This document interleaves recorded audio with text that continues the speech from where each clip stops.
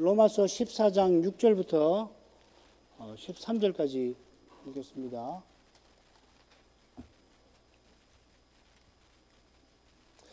나를 중히 여기는 자도 주를 위하여 중히 여기고 먹는 자도 주를 위하여 먹으니 이는 하나님께 감사하며 먹지 않는 자도 주를 위하여 먹지 아니하며 하나님께 감사하느니라. 우리 중에 누구든지 자기를 위하여 사는 자가 없고 자기를 위하여 죽는 자도 없도다. 우리가 살아도 주를 위하여 살고 죽어도 주를 위하여 죽나니 그러므로 사나 죽으나 우리가 주의 것이로라. 이를 위하여 그리스도께서 죽었다가 다시 살으셨으니 곧 죽은 자와 산 자의 주가 되려 하심이니라. 내가 어찌하여 내 형제를 판단하느뇨? 어찌하여 내 형제를 업신여기느뇨?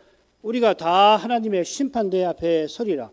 기록되었으되 주께서 가라사대 내가 살았노니 모든 무릎이 내게 꿇을 것이요 모든 혀가 하나님께 자백하리라 하였느니라. 이러므로 우리 각인이 자기 일을 하나님께 짓고 하리라. 그런즉 우리가 다시는 서로 판단하지 말고 도리어 부딪힐 것이나 거칠 것으로 형제 앞에 두지 아니할 것을 주의하라.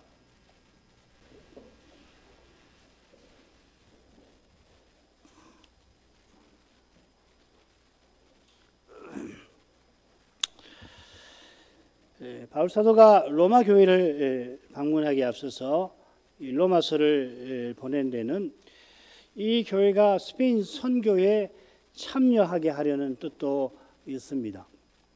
스페인은 구약 성경의 다시스, 요나서에 나오는 그 다시스 말이에요.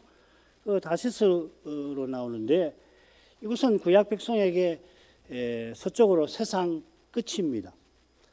이건 사도 시대에도 비슷한데 스페인은 로마 제국의 서쪽 끝입니다. 주님이 승천하시기 직전에 성신의 강림을 예고하시면서 사도들이 땅끝까지 내 정인이 되리라 하셨는데 어쩌면 이 스페인을 땅 끝이라 생각했을 수도 있습니다. 그러나 주님께서 감난산에서 모든 민족에게 복음이 전파되면 그제서야 세상의 끝이 오리라 하셨습니다. 이 거룩한 거대한 뜻을 받들고자 바울 사도가 스페인까지 복음을 전하려 했을 것입니다. 당장에는 이 이방인 선교로 동족이 시기하여 자기를 죽이려 하지만은 자기의 복음 전파를 쓰시는 주님께서 자기 동족도 장차 대거 돌아오게 하실 것을 바라보았던 겁니다. 이 위대한 뜻에 로마 교회도 자기와 함께 쓰임을 받게 하려 한 겁니다. 이는 거룩한 심정으로 로마 교회 신자들 사이의 갈등을 풀기를 제시하는 겁니다. 이 갈등이 있어가지고서는 교회가 이 거룩한 일에 동참하기가 힘들잖아요. 갈등을 일으킨 문제 자체는 믿음의 본질에 속하지 않지만은 갈등을 대하는 태도에 주의 거룩한 뜻을 허물 위험이 도살입니다. 이 위험을 그대로 두고는 로마 교회가 거룩한 뜻에 쓰임받기가 힘든 것입니다. 사도는 이 문제를 다루면서 결국 주님의 거룩한 그 뜻을 교훈하는 겁니다. 그 교훈은 그리스도께서 대신하여 죽으신 형제라든지 또 형제를 그리스도처럼 대하고 그리스도께서 우리를 대하시듯이 사랑하여서 그리스도의 몸답게 서나가라. 특히 로마서 14장 16절부터 19절에서 그걸 다루는데요. 그것입니다. 이 교훈이 둘째 단락에서 12장 9절부터 13장 10절에서 이미 실천 강령과 명령을 통하여 전했던 그 내용입니다. 로마에서 이방인 신자들이 고기 먹지 못하는 유대인 신자를 업심여기면서 믿음이 연약한 자, 저 믿음 약한 자 이렇게 불렀던 것 같아요. 저라는 말이 있습니다. 이방인 신자들은 고기도 먹지 못한다 업신여겼지만은 유대인 신자들은 주를 위하여 고기를 먹지 아니하는 것이라며 이방인 신자를 판단합니다. 전에 그들이 이방인을 비판했던 교만을 일깨우려고 사도는 세우시는 권능이 주께 있다 지적합니다. 오직 주님의 권능에 우리의 구원이 달려 있다 하는 그 점이죠. 지난 시간에 미처 살피지 못한 그 5절 살피고 넘어가도록 하십시다. 혹은 이 날을 저날보다 낫게 여기고 혹은 모든 날을 같게 여기나니 각각 자기 마음에 확정할지니라. 어떤 분들이 왜 채소를 먹는지 정확하게 알지 못하는 것처럼 이분들이 이 날을 저날보다 낫게 여기는 경위도 마찬가지일 겁니다. 줄거리를 통해서 이 채소 먹는 것하고 어떤 날을 낫게 여기는 것이 같은 입장에서 비롯된 것은 확인이 되지요. 참고하시길 바랍니다.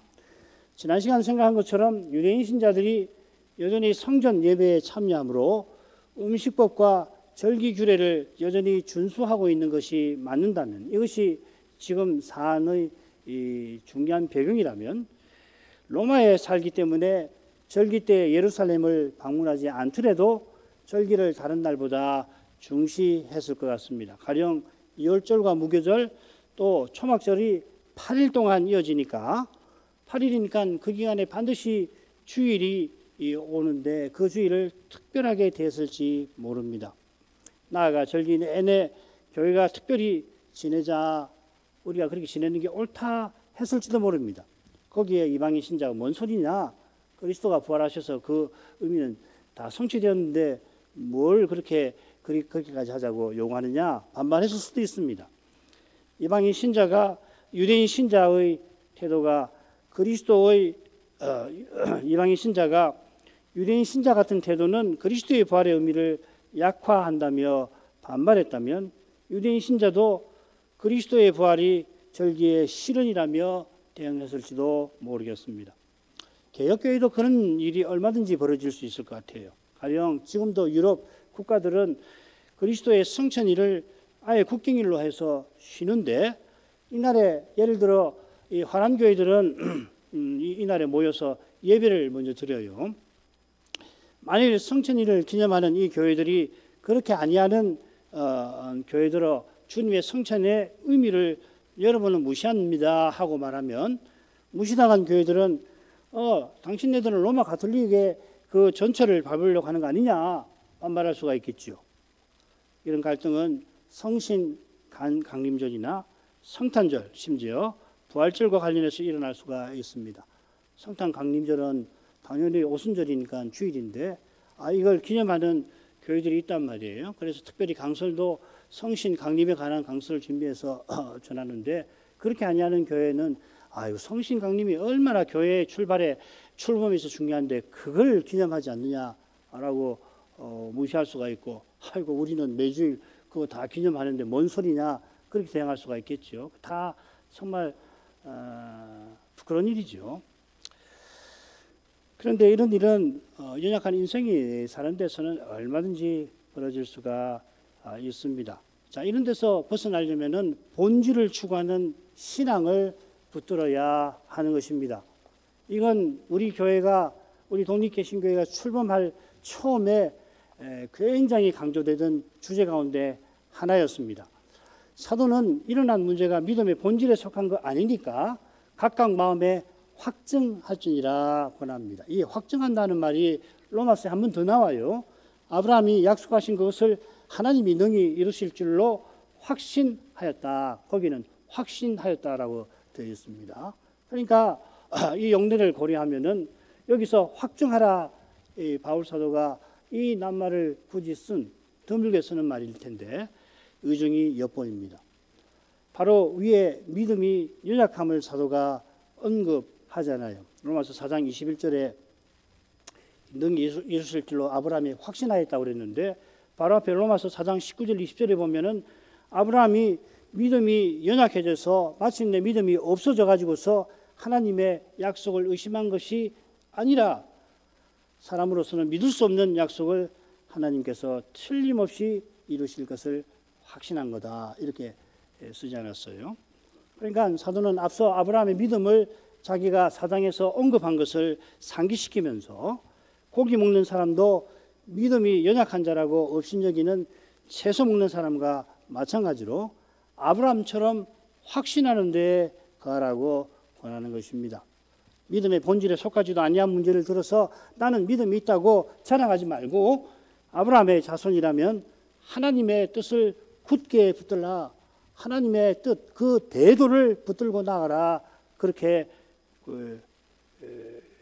넌지시 가르치는 것이죠. 아브라함이 이삭 낳는 일이 실로 놀라운 일입니다만 로마 신자들이 그리스도의 몸답게 서나가는 이게 하나님의 대도인데 더욱 놀라운 일 아니에요. 90%나 된 사람 100세 돼서 아들 낳은 일 그거 이적이다, 표적이다 그렇게 생각하니까 아이고 우리가 교회로 서나가는 일보다 훨씬 더 의미 있고 중요한 일로 생각하는데 하기 쉬운데 그거 아니지요. 느부갓네살의 꿈을 듣지도 않고 아는 거 놀라운 일입니다. 세상에 남의 꿈 이야기 듣지도 않고 그 꿈을 꿈꾼 사람보다 더 소상히 아는 이게 얼마나 놀라운 일입니까? 그러나 그 꿈에 담긴 메시아와 영원한 제국에 관한 교훈, 그리스도 교훈을 깨닫는 것이 더욱 놀라운 일인 것과 비슷한 거예요.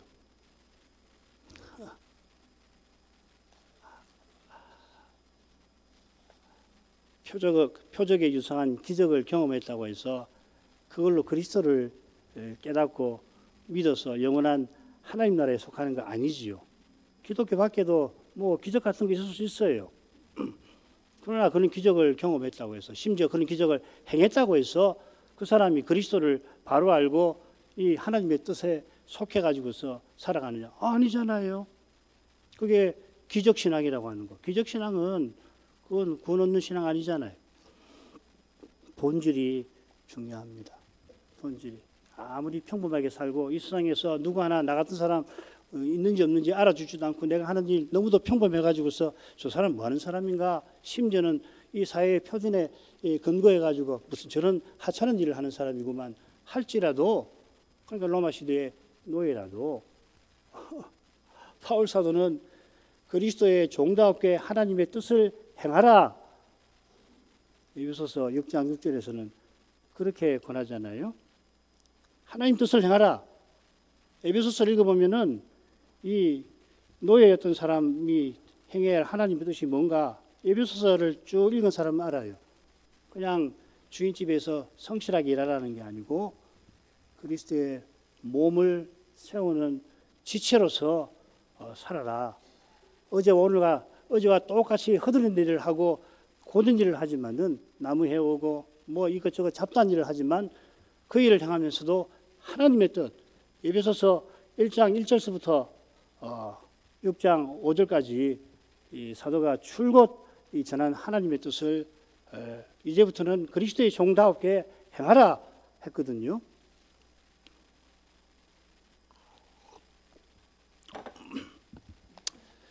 넘어가십시다.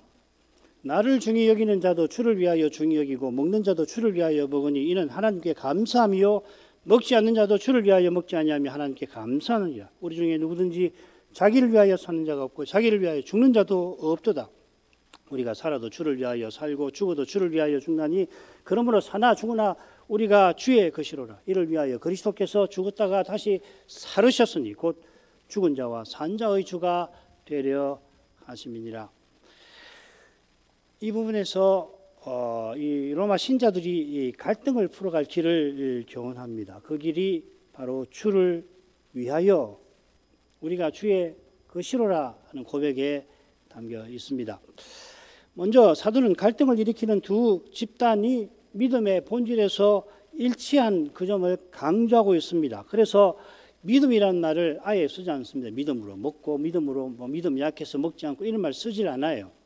그거 처음에 한 번 쓰고 그렇게 맙니다. 사실 두 번 2절도 사실은 그냥 연약한 자라고 했지 믿음이 연약한 자라고 안 하잖아요. 그 다음에도 쭉 보면 먹지 않는 자라고 했지 먹지 못하는 자라고 하지 않습니다. 그러니까 3절인가요? 먹지 못하는 이라고 번역한 말은 먹지 아니한 한이라고 바꾸는 것이 더 좋습니다. 번역을 엄밀하게 하자면은 고기 먹는 이가 믿음이라는 표현을 써서 먹지 아니하는 사람을 업신여겼습니다. 저 믿음이 연약한 자. 그런 그들의 믿음을 채소 먹는 사람은 반발하여 비판하였습니다. 사도는 고기 먹는 사람의 믿음을 한가운데에서 언급하고 앞뒤로 채소 먹는 사람의 믿음을 말하고 있습니다. 사도는 갈등을 빚게 된 원인을 넌지시 가리키면서 갈등에서 벗어날 길을 제시하는 겁니다. 나를 중히 여기는 자나 고기 먹는 자가 주를 위한다면서 서로 비판하고 업신여기는데 그들이 주를 위하려고 하는 마음 자체는 무엇보다 하나님께 감사할 것입니다. 인생이 약해서 지금 로마 신자들이 갈등을 빚지만 주를 위하는 심정과 하나님께 감사하는 마음에서 똑같습니다. 이보다 더 인생이 참으로 하나 되는 길이 없지요.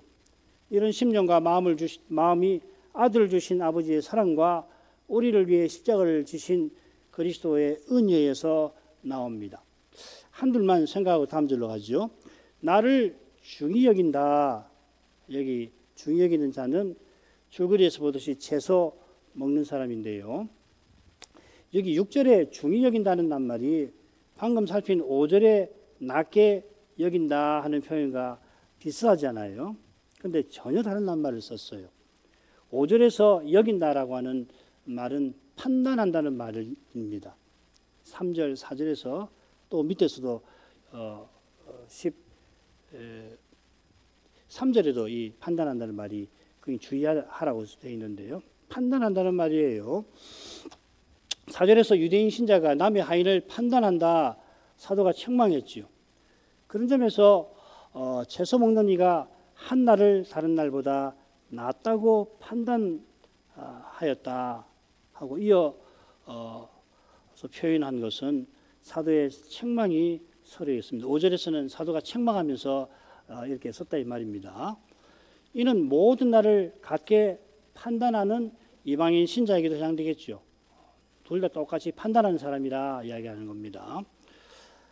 이들의 업신여기는 태도, 이방인 신자의 태도도 교만해서 나왔습니다. 그런데 6절에 와서는 사도가 다른 동사를 굳이 씁니다. 이 책망하는 어조를 가리고 칭찬하려고 똑같이 믿고 있지 않느냐, 믿음의 본질에서 여러분이 동일하지 않느냐, 그걸 이제 이야기하려고 다른 낱말을 써요. 이 동사는 넷째 단락 끝에 한 번 더 중요하게 등장합니다. 15장 5절에 이렇게 되어 있습니다. 하나님이 너희로 그리스도 예수를 본받아 서로 뜻이 같게 하여 주사, 뜻이 이러이러하다라고 이렇게 새겨놨습니다. 같은 동사가 둘째 단락에서는 서로 마음을 같이 하라 명령이 더 나오고, 첫째 단락에서는 마땅히 생각할 생각을 품으라는 명령이 더 나오는 낱말이 굉장히 의미 있는 낱말이죠. 이런 명령들을 염두에 두고서 사도는 고기 먹는 사람이나 채소 먹는 사람이나 결국 믿음에서는 같다라고 하는 걸 강조하려고 용어를 달리 쓰고 있다는 겁니다. 주를 위하는 거기에 참된 통일이 있습니다. 자기를 위하는 거기서는 참된 관계와 사귐이 불가능합니다. 자기를 위하니까 뭐 어떻게 관계가 맺어질 수 있나요? 사귐이 불가능하죠. 심지어 우리의 영광을 위하시는 하나님 안에 참된 관계가 있습니다. 이 삼위일체의 그 삼위 관계 아니에요. 늘 성부는 성신 안에서 성자의 아버지로, 성자도 성신 안에서 아버지의 아들로 계십니다. 아버지는 아들을 위하시고 아들도 아버지를 위하시는데, 아버지도 아들도 위하실 때 직접 위하시지 않고 성신 안에서만 그렇게 위하시는 거예요. 아버지도 하나님이고 아들도 아들이시고 서로를 위하시는 그런 고귀한 일을 하시는데도 직접 안 하신다는 말이죠. 성신 안에서 하시는 거예요. 이해되십니까? 그러니까 우리가 성신을 의지하지 않고 뭘 위해보겠다, 주의 뜻을 이뤄보겠다 말도 되지 않는 거지, 그죠? 이런 성신께서는 그러니까 아버지도 아들을, 아들도 아버지를 위하실 때 자기를 자기 안에서 하시는 그런 성신께서도 늘 아버지의 신으로, 아들의 신으로 아버지를 위하시는 거죠. 스스로 항상 아버지 신으로 계시고 아들의 신으로 계심으로 아버지를 위하신다 이 말이죠. 가령 성신이 하나님이신데 자기로 말씀하시지 않습니다. 자기 자신으로부터 말씀하지 않고 오직 아들에게서 들은 것을 말씀하시죠. 하나님이신데 이렇게 하시는 거예요. 아니, 하나님이시니까 이렇게 하시는 거라고요. 사람은 이렇게 못하죠. 사람은 반대로 하죠. 자기 말로 한단 말이죠. 이런 하나님을 모신 데서만 참된 관계와 사귐이 이루어집니다. 관계는 삼자로만 이루어집니다. 양자로 관계가 이루어지지 않아요. 양자로 관계를 이루려면 반드시 관계의 본질을 허는 지배와 종속의 사이만 남습니다. 하나님과 그리스도를 모셔야만 사람 사이에도 참된 관계, 사귐이 가능하다. 그게 우리가 삼위일체를 믿는다고 할 때 실질 중에 하나입니다. 자, 넘어가십시다. 주를 모시는, 주를 위하는 태도가 인생에게 합당하고 또 복된 것입니다. 이것을 깨닫는 데서 하나님께 감사하는 마음이 일어납니다. 인생이 본래 주를 위하여 지원받았으니 주를 위하는 것이 합당합니다만 주께서 얼마나 높고 거룩하고 선하신지를 알면은 그런 주님을 위할 수 있게 해주신 것이 얼마나 영광스럽고 감사한 것인지 모릅니다. 지금 대지상께서 아버지이신 하나님을 얼마나 위하시는지, 전에는 또 얼마나 위하셨는지를 한번 보십시오. 사마리아로 가는 길에 주님께서 고나셔서 우물 곁에 쉬셔야 했는데 곧 사마리아 여인을 구원하려고 하나님의 뜻이니까 그 일을 그렇게 고나신데도 행하셨습니다만 뭐라고 하시냐면 아버지의 뜻을 행하고 그분의 일을 온전히 이루는 것이 내 양식이라 하셨습니다. 하나님의 일을 받으신 것을 기뻐하신 것입니다. 양식이라는 게 두 가지 의미가 있는 거 아니에요? 살 힘을 얻는 거고 기쁨을 얻는 건데 예수님께서 지상에 사는 힘과 기쁨을 다른 데서 얻는 게 아니라 하나님의 뜻을 행하는 데서 얼마나 아버지를 위하셨습니까? 늘 아버지의 아들로 계시는 그걸 가장 기뻐하시는 것입니다. 아들의 형상을 본받는 이는 이런 기쁨을 맛보면서 하나님께 감사하는 것입니다. 하나님이 그 아들 안에서 아들들로 삼아주셨으니 이보다 감사한 일이 어디 있어요? 이것은 우리가 주의 것이로라 하는 고백과도 붙어 있습니다. 비슷한 표현이 로마서 2번 나오는데 예수 그리스도의 것, 또 그리스도의 것, 이 8장에서는 그리스도의 사람이라고 좀 풀어서 번역을 했는데 같은 말입니다. 이는 여호와께서 이스라엘을 특별한 소유 삼으신 일을 성취한 겁니다. 이스라엘을 특별한 소유로 삼으신 여호와께서 지금 바울이 말하는 주이시죠. 그 여호와가 여호와의 종이 되어서 십자가와 부활로 우리를 특별한 소유로 삼아 주셨습니다. 이스라엘이 주신 사명을 이루지 못한 것과 달리 우리가 제사장 나라와 거룩한 백성답게 살아가게 하신다 하는 겁니다. 이를 위해서 그리스도께서 우리 안에 살기까지 해주시는 겁니다. 사람은 못하니까요. 그러니까 그걸 이루어주시려고 그리스도가 우리 안에 사시기까지 하시는 거 아닙니까? 그 사명이 바로 우리가 그리스도의 몸과 지체로 존재하고 살아가는 겁니다. 이제는 내 안에 그리스도께서 사시는 것처럼 나는 그리스도의 몸으로 존재하고 그리스도의 지체로서 쓰임을 받는 것입니다. 그 길이 뭡니까? 나를 사랑하사 나를 위하여 자기 몸을 버리신 하나님의 아들을 믿는 믿음으로 믿음이 바로 그 일이잖아요. 갈라디아서 2장 20절 하반절 내가 그리스도와 함께 십자가에 못 박혔나니 그런 적 이전에 내가 산 것이 아니요 오직 내 안에 그리스도께서 사신 것이라. 내가 이 육체 가운데 거하는 것은 나를 사랑하사 나를 위하여 자기 몸을 버리신 하나님의 아들을 믿는 믿음 안에서 사는 것이다. 이 둘을 합해서 읽어야 되는데 하반절이 그 그리스도가 내 안에 사시는 실질을 드러내는 길로서 믿음을 말하고 있지 않아요. 이 믿음으로 우리가 그리스도의 생명을 받고 성신으로 그 생명을 살아내는 것입니다. 이게 기독교입니다. 이게 기독교예요.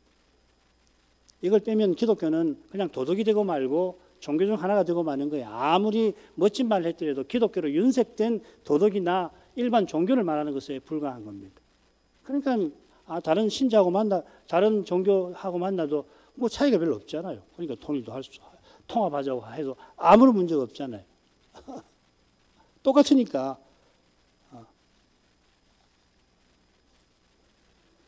그러나 부활하신 그리스도의 생명을 받고 생명을 살아내는데 그럴 수 있도록 그리스도가 성신으로 내 안에 사신다. 성신께서 그리스도의 영으로 영원히 내 안에 내주해 계신다. 이게 기독교. 그러면 비로소 자기를 위하여 살고 죽는 일이 그치고 장차는 완전히 없어질 것입니다.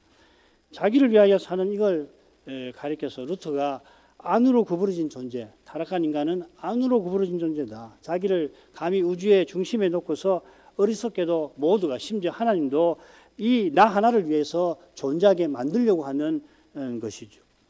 대제국의 황제가 실제로 이렇게 살려고 했겠습니다마는 무릇 타락한 사람에게 다 이런 욕망이 꿈틀거리고 있는 것이에요. 얼마나 영혼 깊이 도사리고 있는지 자기가 무슨 생각, 무슨 말, 무슨 행동을 하는지 모르곤 할 뿐입니다. 그처럼 주를 위한다면서 자기 영광을 추구하기가 너무도 쉽습니다. 이런 일이 주님 다시 오실 때까지 끊이지 않을 것입니다만은 참된 믿음은 바울을 본받아서 날마다 이런 욕망을 부인하는 것, 자기가 죽는 거죠, 그죠? 나는 날마다 죽노라. 사도는 살든지 죽든지 내 몸에서 그리스도께서 존귀 되시기를 간절히 바랐습니다. 이것은 바로 이어 내게 사는 것이 그리스도시라 하는 고백과 붙어 있습니다.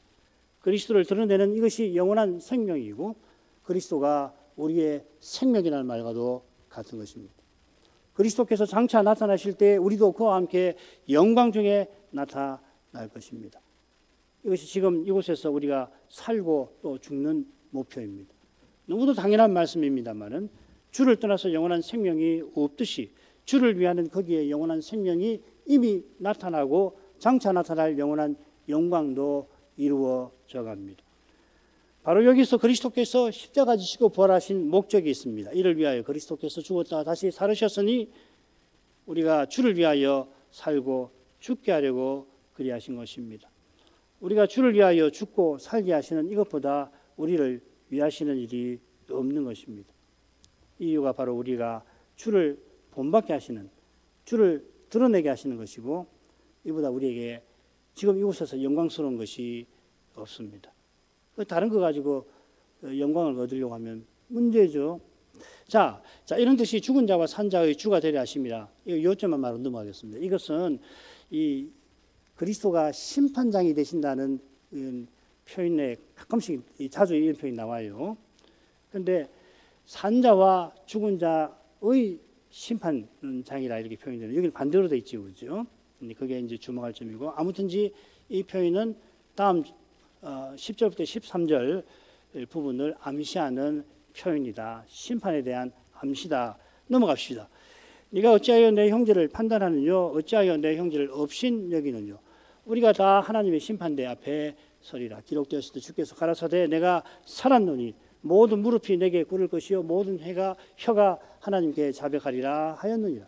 이러므로 우리 각인이 우리 자기 일을 하나님께 직고하리라. 그런즉 우리가 다시는 서로 판단하지 말고 도리어 부딪힐 것이나 거칠 것으로 형제 앞에 두지 아니할 것을 주의하라. 가운데 11절에 구약 말씀이 인용이 되어 있고요. 앞뒤로 똑같은 주제가 기가 막히게 배열되어 있습니다. 이 줄거리를 외우시면은 이 10절부터 13절을 외우시기가 쉬우실 거예요. 볼까요? 내 형제를 판단하거나 의심여기지 마라. 우리가 하나님의 심판대 앞에 설 것이라 그렇다. 그 다음에 이것은 구약의 실현이다. 그리고 하나님 앞에서 우리가 자기 일을 직고하게 될 거다. 그러니 서로 판단하지 말고 거칠 것이나 부딪힐 것이나 넘어지게 하는 거, 부딪힐 것이나 거칠 거, 넘어지게 하는 건데 두지 않도록 주의하자. 사도는 10절에서 너 내 형제라 하는 표현을 사용하며 간곡히 권합니다. 형제를 판단하는 너는 유대인 신자를, 형제를 업신여기는 너는 이방인 신자를 가리키겠죠. 유대인 신자와 이방인 신자는 그러나 형제입니다. 로마서에 형제가 19번 나오는데요. 10번은 이 로마 신자들에게 사도가 말을 건넬 때 친근함을 혹은 간절함을 담아 쓰는 겁니다. 내 형제들아, 형제들아 이렇게요. 바울이 형제를 어떻게 생각하고 대하는지 15절에서 잘 드러냅니다. 그리스도께서 대신하여 죽으신 형제. 그러니까 이 형제는 그리스도의 형제이고 우리의 형제이겠죠, 그죠? 요한 사도는 이 사실을 들어서 형제를 위하여 목숨 버리는 것이 마땅하다 교훈합니다. 자, 이런 교훈을 생각하면 이 형제를 업신여기고 판단하는 것에 대해서 사도가 어찌하여 어떻게 이럴 수 있느냐, 어찌하여 이렇게 하느냐, 이게 어떻게 해서 가능한 일이냐, 그 어조를 우리가 느낄 수가 있겠습니다. 여기서도 형제를 판단하고 업신여기면 하나님의 심판을 장차 받을 정도로 형제가 하나님께 귀한 존재라고 교훈하는 겁니다. 형제를 판단하거나 업신여기지 말아야 할 이유로서 우리가 다 하나님의 심판대 앞에 설 거라 언급하죠. 이는 우리가 심판대 앞에 설 것임이라, 설 것이기 때문이다. 그러니까 업신여기지 말아라 이 말이죠. 심판대라는 낱말이 신약 성경에 10번도 안 나오는데 바울 서신에는 2번만 나옵니다. 다른 데서는 그리스도의 심판대라고 되어 있습니다. 하나님의 심판대와 그리스도의 심판대, 두 심판대가 있다는 이야기 아니지요. 하나지요. 이거는 하나님과 어린 양의 보좌라는 표현에도 마찬가지죠. 요한계시록에 하나님과 및 어린 양의 그 보좌 단수로 되어 있습니다. 이건 참 아무리 생각해도 다 헤아릴 수 없어요. 장차 딱 그 광경을 보고서 이 말이구나 알게 될 겁니다. 마태복음에 기록된 감난산 강화는 그리스도의 심판대가 어떠할 것인지를 맨 마지막에 25장 끝에 보여주죠. 인자가 자기 영광으로 모든 천사를 데리고 올 때에 그 보좌에 앉으시고, 그러니까 천사들이 모든 민족을 그 앞에 모아서 각각 양과 염소로 분별한다 했죠. 이 심판대에서 벌어지는 일 중에 가장 놀라운 것 중 하나가 임금께서 심판하시는 그 기준일 것입니다. 그 기준은 여기 있는 내 형제 중 지극히 작은 자 하나에게 한 것이 곧 내게 한 것이라 하는 심판의 기준입니다. 이 기준에서 실로 놀라운 것은 우리 모두가 심판하시는 임금님의 지극히 가까운 형제라는 사실에 있고, 우리 주님이 우리를 얼마나 각각을 사랑하시는지에 있습니다. 지극히 작은 자 하나에게 한 것이 곧 내게 한 것이면은 지극히 가까운 자 하나에게 한 것은 말할 것이 없겠죠, 그죠? 그러니까 지극히 작은 자 하나가 누군가, 이게 이제 신학자들이 이 의견을 펼치는데 사도들, 복음 전하는 자라 하는 의견이 유력해요. 이 놀라운 사실에 비추어서 형제를 판단하고 업신여기는 것이 장차 얼마나 두려울지 모를 수가 없을 것입니다.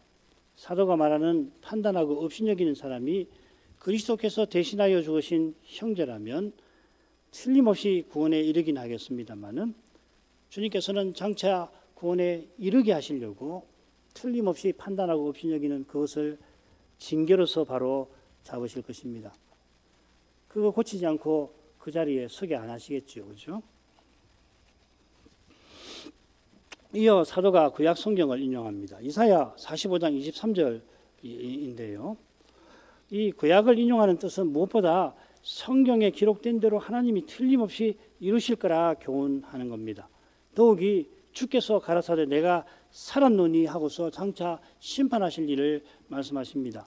이건 무슨 표현이냐면은 내가 살았노니라고 하는 말은 이 하나님이 맹세하셨다는 말입니다. 내가 나의 삶을 두고 맹세한다 하는 그 뜻입니다.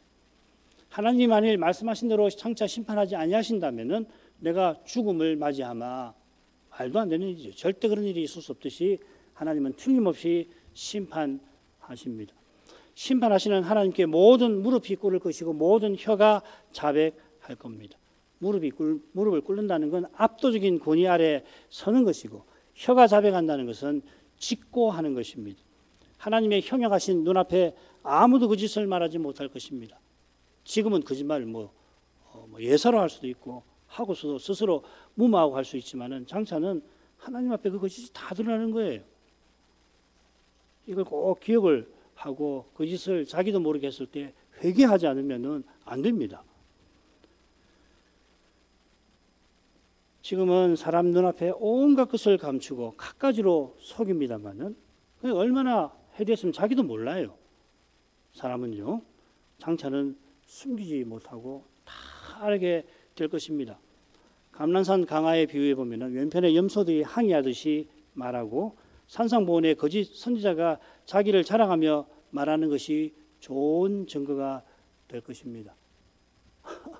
그 자리에서 항의도 하고 자기 자랑을 한단 말이에요.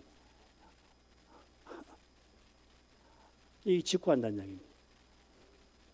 한번 돌아가셔서 주여 내가 주의 이름으로 선지한 노릇을 하고 표적을 행하고 귀신을 쫓아내지 않았습니까?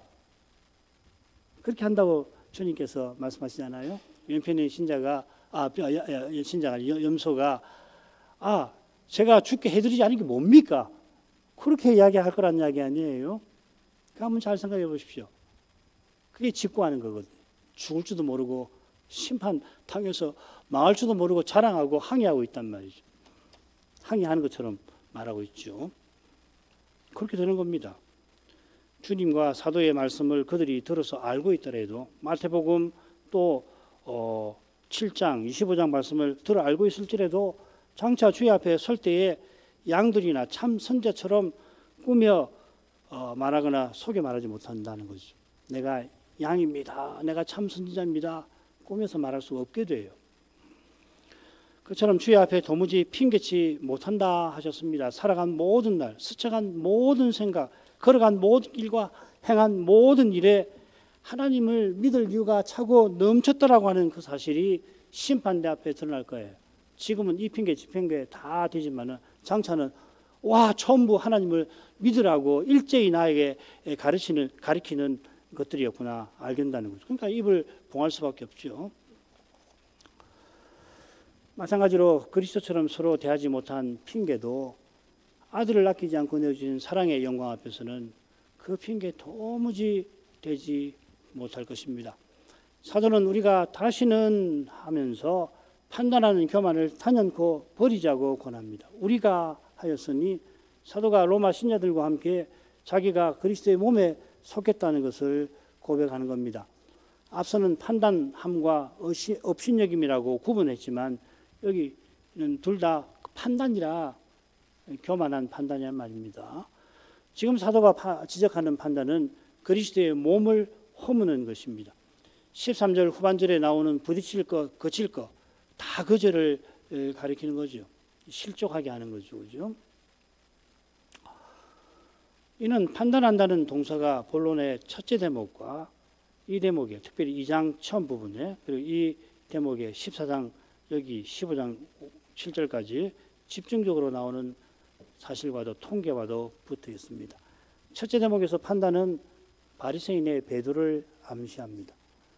바리새인은 이방인을 판단하고 예수님께서 산상보훈에서 판단하지 마라. 네가 판단하는 그 판단으로 네가 헤아림을 받을 거다. 그 말씀이 나오는 맥락을 보십시오. 거기 외식하는 자라고 했는데요. 바리새인, 배도하는 이 외식하는 바리새인들에 대한 책망이거든요. 바리새인들이 그 교만에서 이방인들 또 자기 백성 가운데 일반 백성들을 판단하는 그 죄를 지적하시는 거거든요. 바리새인은 이방인을 판단하고 일반 백성을 판단하다가 마침내 주님도 판단하고 지금은 사도들을 그리합니다. 지금 로마 신자들이 판단하고 업신여기는 데서 사도는 주님의 몸을 허물 수 있는 그런 두려운 위험을 포착하고서는 이 위험에서 이 로마 신자들이 벗어나게 해야겠구나 하는 것입니다. 이런 듯이 판단하려면 형제를 넘어지게 하는 것을 굳이 판단을 하려고 한다면은 형제를 넘어지게 하는 것을 두지 않을 것을 주의하라. 판단하라. 여기도 판단하라 말입니다. 그렇게 판단을 하려면은 어떤 일을 판단해야 되느냐? 형제를 실족해 하는 일을 하지 않도록 그것이 무엇인지를 판단하라. 그리스도의 몸을 세우는 거기에 마음을 쏟으라 그 말이겠죠. 기도하겠습니다. 걸어가신 아버지 사도가 로마 신자들의 갈등을 대하는 그 심정과 태도를 저희가 꼭 본받게 해 주십시오. 그 심정이 그리스도의 심정임을 압니다. 지금 하늘에서 그리스도께서 간구하시는 것이 바로 사도가 교훈하는 대로 교회가 그리스도의 몸답게 존재하고 신자가 하나님의 일에 쓰임받는 그것이라 믿습니다. 그 거룩한 일에 조금이라도 쓰임을 받는다면 그보다 복된 삶이 어디 있겠습니까? 이걸 가리켜 거룩한 삶이라 성경이 교훈하고 있습니다. 거룩한 삶이니 이 세상에서 절대 나올 수 없는 타락한 사람으로서 심지어 타락하지 않았더라도 스스로 내놓을 수 없는 것인 줄 압니다. 그리스도께서 성신으로 내 안에 사셔서 그리스도께서 친히 내놓으시는 것입니다. 이런 신비를 맛보는 길이 그 그리스도를 믿는 믿음에 있음을 아오니 이 믿음으로 이 신비를 맛보게 해주셔서 보게 해주신 주님의 영광을 찬송하며 아버지께 감사하게 해 주옵소서. 예수님 이름으로 기도합니다. 아멘.